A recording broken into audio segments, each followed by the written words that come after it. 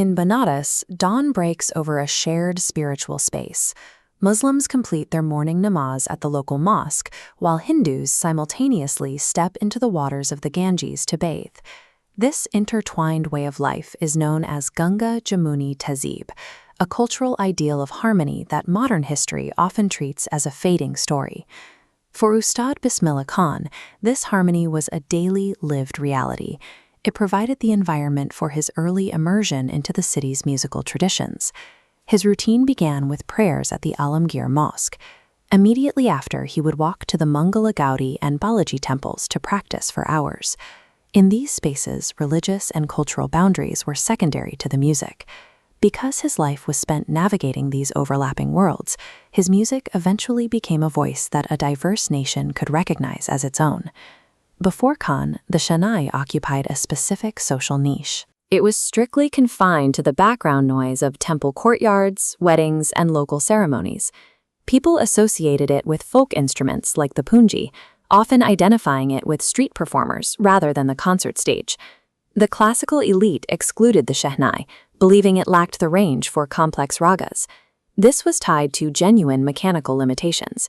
Forcing air through the stiff reed and rigid body requires extreme breath control to maintain a steady pitch. Khan spent years practicing along the river, discovering how to produce the microtones and complex glides that were once considered impossible on a reed instrument.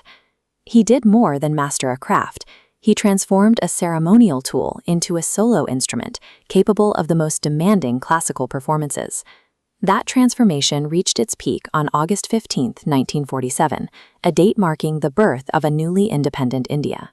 Inside the halls of the Red Fort, national leaders prepared to address the citizens of a free country for the very first time. Outside, thousands of people gathered around the ramparts, waiting through the night for the first moments of formal self-rule. To herald this transition, officials chose Bismillah Khan.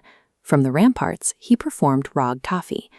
The performance reached households across the country via live radio broadcast, linking the population together through the sound of the Shehnai. The Shehnai's journey from the temple courtyard to the national ramparts mirrored the democratic transition of the republic itself. The music of Banaras soon reached an international audience. Khan was the first Indian invited to perform at the Lincoln Center in the United States. His global presence expanded through the World Expo in Montreal, the Cannes Art Festival, and the Osaka Trade Fair. This international recognition culminated in Tehran, where the government named a grand auditorium in his honor. In India, he received a steady succession of state honors, first the Padma Shri, then the Padma Bhushan, and the Padma Vibhushan. In 2001, this journey reached its formal conclusion when he was presented with India's highest civilian award, the Bharat Ratna. He had reached the highest level of national and international decoration.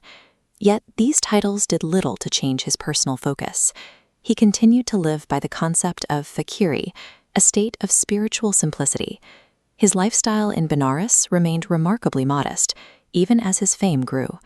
He lived among peeling walls and slept on a simple cot, keeping his world-class awards in the same room where he practiced by earthen lamp. He remained a devout Shia Muslim, yet he never saw his faith as an obstacle to his lifelong dedication to performing in Hindu temples. This borderless philosophy extended to his teaching. Despite significant social pressure, he took the Hindu Rajput, Jagdish Pratap, as his live-in disciple and raised him as a member of his family. For Khan, this simplicity was not just a choice, it was a requirement for his art. He believed that mastery of music required the removal of personal ego and tribalism. His final message was a call to preserve this tradition, urging parents to teach their children music as a way to maintain the country's shared heritage. He remained in Kashi until his death in 2006, fulfilling the belief that he would achieve final peace in the city that shaped his music. While the musician is gone, the Shehnai remains a central part of the country's cultural landscape, a lasting testament to the inclusive spirit of Ganga Jamuni Tehzeeb.